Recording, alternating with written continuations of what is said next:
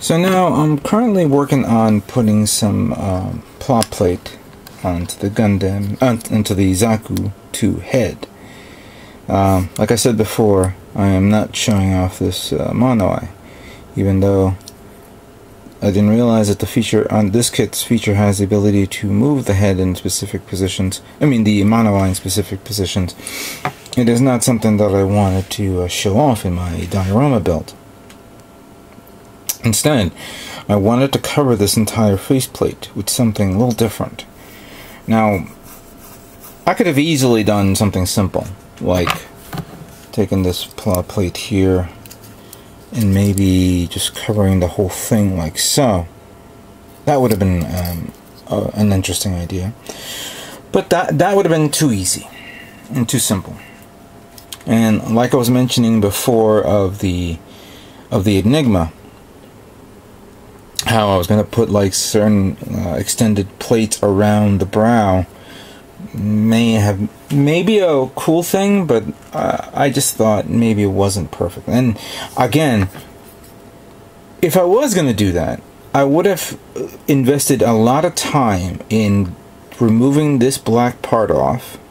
I mean, I have to disassemble the entire thing again, and creating a cavity, and then putting in a mono eye sensor, kind of like the real grade Zaku 2. If you guys look at this right here, this one has its own little mono eye sensor there, that not only when you turn the head, it'll go back and forth, like so, but you'll see the actual thing there. It wouldn't turn for me for some reason.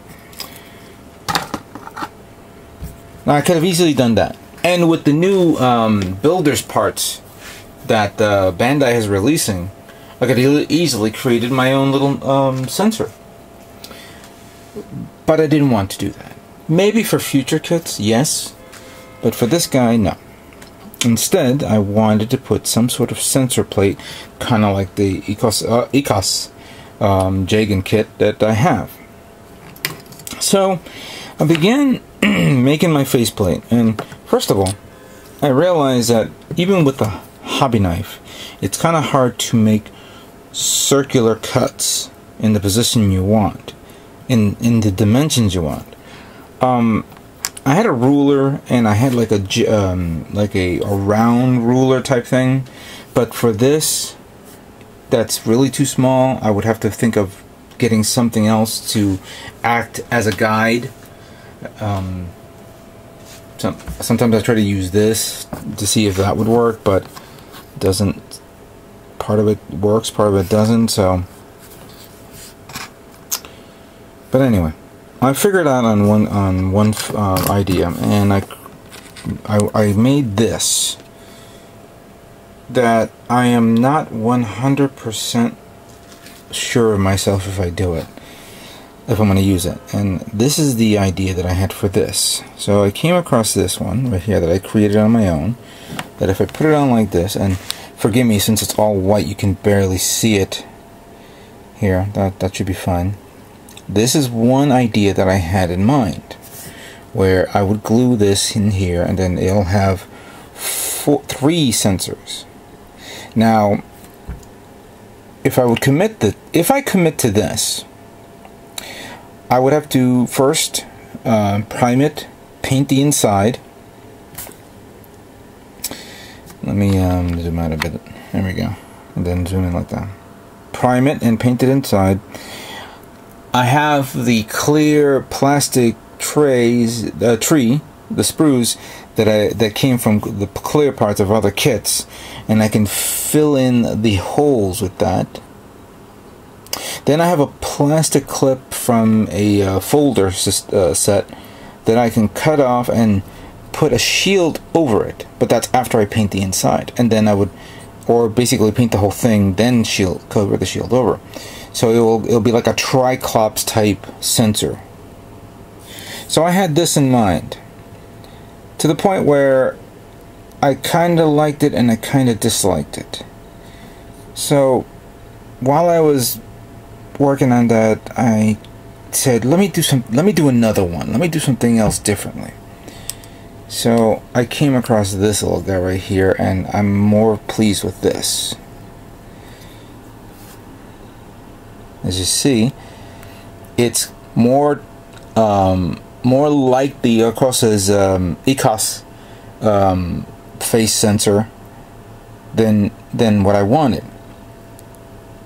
And how I did this was even better. What I did was I took 3 of the thicker plow plates, I glued them together, sanded down to the sides, then sanded down to the point where it went down at an angle like so. Then using the my drill bit, I started to cut holes inside in the 4 corners, put the little divider there, and put something in the bottom like that. Then I put another part over here in the back.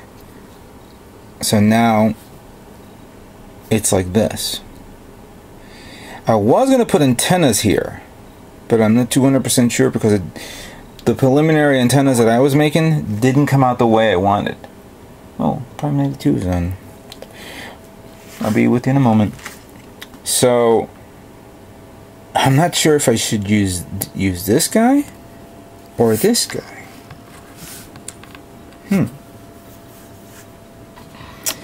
I tell you what. Let's put it to a vote. I'll let you guys decide whether I should use sensor plate number 1 or sensor plate number 2. In my next video, right now I'm going to continue on with the putting plot plate on the body and the legs and everything else. But after I'm done with all that, I will tally up everyone's selections and suggestions, and we'll announce which one of these I will use. So get cracking, guys. Tell me what you think I should use. So while I'm waiting for you guys to decide which sensor mask I should use on the Zaku 2, I decided to continue on with you know, detailing some of the parts here. And first off I did was detail these arms. Let me just zoom in here so you could see. I put the strip here, as you can see, and I'm waiting for it to dry. Clearly I'm not going to leave it the way it is, as you can see. So what I'm going to do is once I dry, I'm going to level it out and then slice it off a bit, then sand it down a tad. I put this part here, give it a little bit more definition. And I didn't have anything round to put on this, so I'm going to leave it alone. I don't want to detail it too much or excessively, just a tad to give it a little look to it. So here are the forearms. Here are the bicep armor, which I decided to put a little layer of a plow plate there to increase it up, but I'm gonna slice it off a bit at the ends, sand it down. Looks pretty good. Now for the shoulders, this is something that I've been trying to flesh out. I didn't like to put, I didn't want to put the shield, the L shield, on the right hand side of the shoulder. I wanted to put it on the left hand side, and that's no you know, no great difficulty to do that. All I had to do is pop it out and flip it over. It's not, there's nothing specific to the right arm other than the shield. But I gave it a little bit of a plot plate here. So as you can see, I put these 2 plates here to hold, you know, as kind of like a frame to support the connector. It's okay. I kind of like it. What I did was I took the thicker plot plate, did it into that angle, then sanded it down in a 45-degree angle to give it that that diamond shape look to it. I don't know if you guys can see it in this light. Oh. Then I put this one on here as kind of like I mentioned before, like a railing frame, so that, and let me see if I can do this. It's kind of hard to do it, but let me see. So I put one here, and then the other one here. like that. That sounds right. That's pretty good. So it looks like that. I'll just have to figure it out, but I want to wait until this dries so I can sand it down. I don't know if I should. You know what? I shouldn't. And I'm thinking about it. I don't want to put this on now and then glue it. I mean, then paint it and everything. I may have to do it at the last minute. So I want to paint this and then glue this on. So that will be left for last. Now, since this was the right going to left, the left going to right shield shoulder was the one that had this. And like I mentioned before, I am going to omit this. This will not be part of the kit. As a matter of fact, I did something to this that it's still a work in progress and it looks pretty good, and I wanted to share it with you, and maybe you guys can tell me if this is okay or not. Check this out. I did a box frame. It's crude. It's not bad for what it is. But let me show you this photograph that I just took. As you can see here in the photograph that I'm showing, I took I took actually one of the poly caps, put it on the part that you see there, and then I took two of the thicker plot plate, drilled holes in it with my drill bit, and put it on to see if maybe I can do something that will move up and down or do something like that. But that didn't feel right. Didn't feel right at all.